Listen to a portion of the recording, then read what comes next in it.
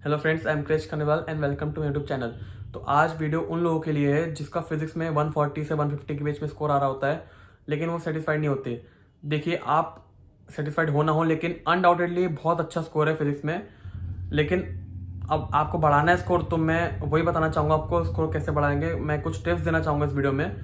तो सबसे पहले डिस्क्लेमर देना चाहूँगा मैं आपको इस वीडियो का कि ये दो टाइप के लोग होते हैं जो इतना स्कोर करते हैं फिजिक्स में।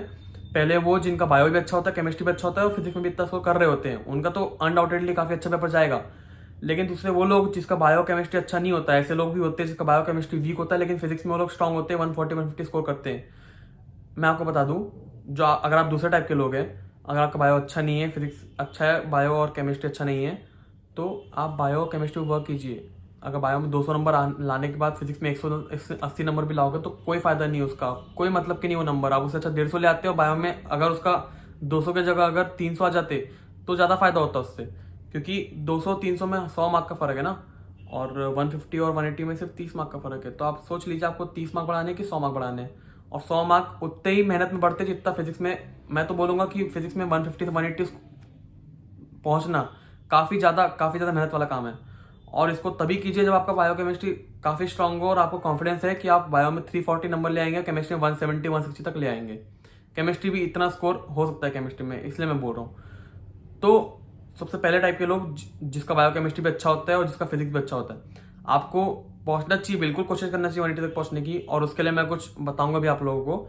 सबसे पहले तो ये कि आपके कॉन्सेप्ट बहुत क्लियर है। आप ये बात तो समझिए कि आपके बाकी लोगों से तो बहुत ज़्यादा कॉन्सेप्ट क्लियर है। मतलब बाकी लोग अच्छा स्कोर नहीं कर पाते, कोई लोग 100 स्कोर करना मुश्किल होता है कई लोगों के लिए, लेकिन अगर आप 150 स्कोर कर रहे हैं 180 में से, तो काफ़ी अच्छा स्कोर है। मतलब आपके कंसेप्ट क्लियर है, सारे कंसेप्ट क्लियर है, ऑलमोस्ट सारे कंसेप्ट क्लियर है। आपको कुछ गिने चुने चैप्टर नहीं आते होंगे शायद, किसी किसी को सेमीकंडक्टर्स में दिक्कत होती होगी, उसका आंसर उनके क्वेश्चन नहीं बनते होंगे उसके, तो वो जो टॉपिक वाइज है वो तो करना ही होगा आपको। अगर आपको 180 तक इंप्रूव करना है तो सारे टॉपिक्स तो अच्छे से आने चाहिए।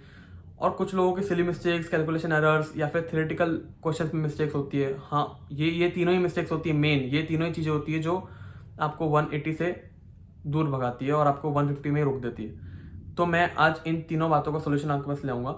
सबसे पहले सिली मिस्टेक्स को कैसे अवॉइड करें। सिली मिस्टेक्स में कैलकुलेशन एरर्स भी आती है, अनडाउटेडली आती है, लेकिन सिली मिस्टेक्स, मैं उस सिली मिस्टेक्स की बात कर रहा हूँ जैसे कि आपने मान लीजिए कोई क्वेश्चन किया, उसमें आपने प्लस की जगह नेगेटिव लगा दिया।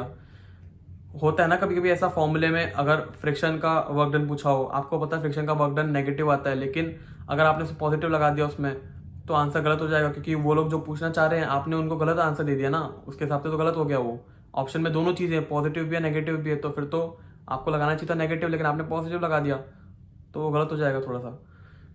इस टाइप से सिली मिस्टेक्स जो होती है, जैसे कि कोई फॉर्मूला आ गया जिसमें हाफ का फैक्टर लगना चाहिए, आपको याद नहीं था, लेकिन हाफ का फैक्टर लगना चाहिए था उस फॉर्मूले में, आपने लेकिन नहीं लगाया ना, तो आपकी गलती है ना। वो सिली मिस्टेक्स क्यों होती है, आपकी गलतियों के कारण होती है। तो उसको इम्प्रूव, उनको अवॉइड करने का ये तरीका है कि जैसे जिस क्वेश्चन में सिली मिस्टेक हो रही है, वही कंसेप्ट को आप लिखिए एक कॉपी में, और उसके सामने लिखिए कि क्या सिली मिस्टेक हुई। और ऐसे हर सिली मिस्टेक के बारे में आप लिखिए एक कॉपी में, एक छोटी सी कॉपी बना लीजिए, उसमें लिखिए ऐसा कि कौन से कंसेप्ट में कौन सी सिली मिस्टेक्स होने की चांसेस रहते हैं। और उन सिली मिस्टेक्स को आप जब पेपर सॉल्व करेंगे उसके एक बार, मतलब पेपर सॉल्व करने के पहले एक बार पढ़ लीजिए अच्छे से। तो आपको जब पेपर सॉल्व करेंगे ना, तो आपको याद रहेगा कि यार इस चीज़ में ऐसी गलती होती है, तो मुझे ऐसी गलती नहीं करना है, तो आप नहीं करेंगे वो चीज़। ये बहुत अच्छा ट्रिक है। तो आप इससे अवॉइड कर सकते हैं सिली मिस्टेक्स को, क्योंकि सिली मिस्टेक्स, अगर आपको 170 स्कोर आ रहा है आपका, और आपको अगर 150 पे गिरा दे, तो फिर बहुत बुरा लगता है ना उस चीज़ से। तो इसलिए सिली मिस्टेक्स जितना ज़्यादा हो सके अवॉइड कीजिए, और उसका यही तरीका है कि आप उस चीज़ को लिख लीजिए जो आपसे सिली मिस्टेक हो रही है, और उसको अगली बार ना दोहराइए। दूसरे, कैलकुलेशन मिस्टेक्स। कैलकुलेशन मिस्टेक जब भी होते हैं जब आप कैलकुलेशन में काफ़ी ज़्यादा फ्लुएंट नहीं है। एक्चुअली क्या होता है, हम कभी बहुत बड़ी बड़ी कैलकुलेशन आती है, अपन क्या करते हैं, कैलकुलेटर यूज़ कर लेते हैं।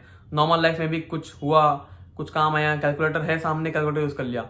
ऐसे नहीं करना है। कैलकुलेटर का यूज़ आज से ही बंद कर दीजिए, अभी इस मोमेंट से बंद कर दीजिए। कैलकुलेटर हटा दीजिए, अपने फ़ोन से तो हटा नहीं सकते आप, लेकिन फिर भी यूज़ करना बंद कर दीजिए, क्योंकि कैलकुलेटर यूज़ करने से हमारा दिमाग वर्क ही नहीं करता और हम उस चीज़ के प्रिपेयर नहीं रहते। अब जैसे मैं आपको बोलूंगा, कोई कैलकुलेशन बोलूंगा हवा में करने के लिए, मतलब मन में करने के लिए, बिना पेन पेपर के, तो मुश्किल होगी ना आपको, क्योंकि आप बचपन से पेन पेपर में कर रहे हैं। लेकिन अगर उस चीज़ को आप प्रैक्टिस में लाएंगे तो फिर वो फटाफट होने लगेगी और आपको वो काफ़ी वर्क करेगी, आपकी काफ़ी हेल्प करेगी। कैलकुलेटर यूज़ करना बंद कर दीजिए और बस कैलकुलेशन करते जाइए। जितना बड़ा कैलकुलेशन, जितना ही बड़ा कैलकुलेशन हो, आपको कैलकुलेटर यूज़ नहीं करना है, ना साइंटिफिक कैलकुलेटर, ना फिर वो या फिर जो नॉर्मल कैलकुलेटर आता है वो करना ही नहीं यूज़ कैलकुलेटर, क्योंकि कैलकुलेटर यूज़ करने से दिमाग सही में दिमाग वर्क करना बंद कर देता है। तो मुझे लगता है कि ऐसा करने से आपकी कैलकुलेशन मिस्टेक्स अवॉइड हो सकती है। और तीसरे होते हैं थ्योरेटिकल एरर्स। थ्योरेटिकल एरर्स काफ़ी बुरी चीज़ होती है, क्योंकि थ्योरेटिकल एरर्स मतलब फिजिक्स में आपको मुश्किल लगते हैं न्यूमेरिकल, और अगर थ्योरी आ जाए वो भी गलत हो जाए तो फिर ये तो बहुत ज़्यादा ही बुरी चीज़ हो जाएगी ना। और अगर आपको फिजिक्स अच्छी आती है, मतलब आपके 140 150 स्कोर आ रहे हैं, आपको फॉर्मूला बनते हैं सारे, आप अच्छा स्कोर कर रहे हैं, लेकिन आपके थ्योरी में गलत हो जाए तो बुरा लगता है ना काफ़ी। तो मुझे भी लगा था, मेरे फिजिक्स में काफ़ी अच्छा स्कोर आता था, एलवन के टेस्ट देता था मैं, आकाश के टेस्ट देता था मैं, तो मेरा स्कोर आता था 170 165 175 180 भी आया एक बार। तो ऐसे ऐसा स्कोर आता था मेरा एलएन के टेस्ट में, और उसमें थ्योरी के क्वेश्चंस ज़्यादा नहीं पूछते थे, एक क्वेश्चन दो क्वेश्चन मैक्सिमम बस। तो मुझे लगा था कि ऐसा ही पेपर आता है, मतलब मैंने अब तक का ट्रेंड भी देखा था, तो मुझे पता है ऐसा पेपर आता था, थ्योरी ज़्यादा नहीं पूछते थे।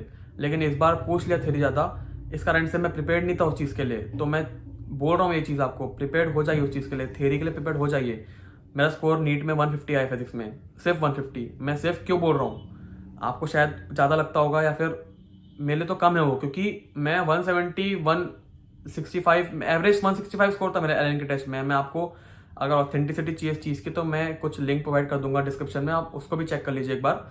बट मैं आपको बता रहा हूँ कि इतना स्कोर आता था मेरा एलएन के टेस्ट में, और फिर नीट में 150 आया। तो उसका कारण ये था कि मैंने थ्योरी अच्छे से नहीं पढ़ा था, और थ्योरी अच्छे से नहीं पढ़ा था, उस कारण से गलतियाँ हो गई और मेरा स्कोर कम हो गया उस कारण से। मैं आपको बोला फिजिक्स रैंक इंप्रूव करता है, मेरी रैंक थोड़ी सी कम हो गई उस कारण से। अगर मेरे फिजिक्स में 150 के बजाय 170 या 165 आते, जो मेरा ट्रेंड था यूजुअली, तो शायद मेरी रैंक काफ़ी अच्छी होती, इससे जितनी आई उससे काफ़ी अच्छी होती रैंक। तो यही मैं कह रहा हूँ आपको कि थ्योरी को इंप्रूव कर लीजिए। वो कैसे होगा, एनसीईआरटी पढ़ लीजिए, एनसीईआरटी अगर बोरिंग लगती है तो फिर एचसी वर्मा पढ़ लीजिए। एचसी वर्मा की थ्योरी बहुत प्यारी है, बहुत अच्छी थ्योरी है। मैंने कभी पढ़ा नहीं, बट मैंने सुना है, ऐसा बोलते हैं लोग कि एचसी वर्मा बहुत अच्छी है, उसकी थ्योरी काफ़ी अच्छी है। तो आपको पढ़ना चाहिए। मैंने तो नहीं पढ़ा, क्योंकि मैं थ्योरी पे कभी भरोसा था ही नहीं मुझे, क्योंकि थ्योरी मैं तो कभी देखा नहीं था थ्योरी क्वेश्चन। मैंने एक क्वेश्चन दो क्वेश्चन देखा थ्योरी के, और वो भी मुझे बन जाते थे यूजुअली। तो मैंने कभी इतना ध्यान दिया नहीं, और उस कारण से नीट में मेरे साथ गलतियां हो गई। मैं प्रिपेयर्ड था सबसे मुश्किल चीज़ के लिए, और आसान चीज़ आ गई तो मुझे बनी नहीं वो। ये काफ़ी बुरी चीज़ है, इससे बुरा लगता है, इसलिए इस चीज़ को अवॉइड करने की कोशिश कीजिए, तो काफ़ी अच्छा होगा। आपके मार्क्स भी इंप्रूव होंगे। और मैं बस आखिरी में ये कहना चाहता हूँ कि आप अगर अभी 170 को कर रहे हैं फिजिक्स में, 170 के आसपास आपका एवरेज है, या फिर आगे जाके आप 170 पे पहुँच जाते हैं, तो फिर हो गया, बस रिलैक्स करो थोड़ा सा। 170 तक के आपकी मेहनत काम आएगी, 180 तक के कितना मेहनत कर लो, 180 श्योर नहीं कह सकता, कोई भी श्योर नहीं कह सकता कि 180 आ जाएंगे आपके फिजिक्स में। वो किस्मत वाली बात होती है। अगर आपके उस दिन सिल मिस्टेक्स नहीं हुई, और किस्मत वाली बात इसलिए क्योंकि कभी कभी ऐसा होता है कि अपन मिस्टेक कर रहे होते हैं, लेकिन अपन को पता नहीं चलता ना। अगर पता चल जाता तो करते ही नहीं मिस्टेक, तो वही वाली बात होती है। इसलिए 170 तक के आ रहे हैं ना आपका, तो आप रिलैक्स हो जाइए फिजिक्स में, और थोड़ा सा बायो इंप्रूव कर लीजिए, क्योंकि बायो इंप्रूव करना कंपैरेटिवली ईजी है। और रटना तो आपको रटना ही है, वो तो बायोलॉजी में मैक्सिमम चीज़ रटनी पड़ती है हमको, कुछ चीज़ों को छोड़ के। और केमिस्ट्री में भी इनऑर्गेनिक केमिस्ट्री हो गया, इन सब चीज़ों को रटना पड़ता है। तो रटने वाला पार्ट स्ट्रॉन्ग कर लीजिए, ताकि ऐसा ना हो कि आपको कोई डिसएडवांटेज मिल जाए। आपको रटने वाले क्वेश्चन आए तो आपको बन जाए वो एक बार में। तो फिजिक्स में 170 स्कोर लाना इज़ गुड, एक्सट्रीमली गुड। तो इसलिए आप 170 स्कोर तक के पहुंच जाएं, फिर थोड़ा सा रिलैक्स कीजिए, और थोड़ा बायोलॉजी और केमिस्ट्री पे भी उसके बाद वर्क करना चालू कर दीजिए। और फिजिक्स को नॉर्मल प्रैक्टिस, जैसे पेपर दिए, सॉल्व किए पेपर, 45 क्वेश्चन कर लिए फुल सिलेबस के, सफिशिएंट। एक दिन में 2 पेपर कर रहे हैं, 1 पेपर कर रहे हैं, सफिशिएंट। उसके कंसेप्ट जो गलत हो रहे हैं उसके कंसेप्ट पढ़ लीजिए, फिर से दोबारा क्वेश्चन कर लीजिए। तो 3-4 क्वेश्चन करना है, तो मैंने बताया था आपको पिछले वीडियो में, तो वैसा कर लीजिए। But 170 is a nice score. तो अगर आपको वीडियो पसंद आया तो उसको लाइक कीजिए, शेयर कीजिए उन लोगों के साथ जिसको इस वीडियो की ज़रूरत पड़े, और सब्सक्राइब कर लीजिए मेरे चैनल को। Thank you.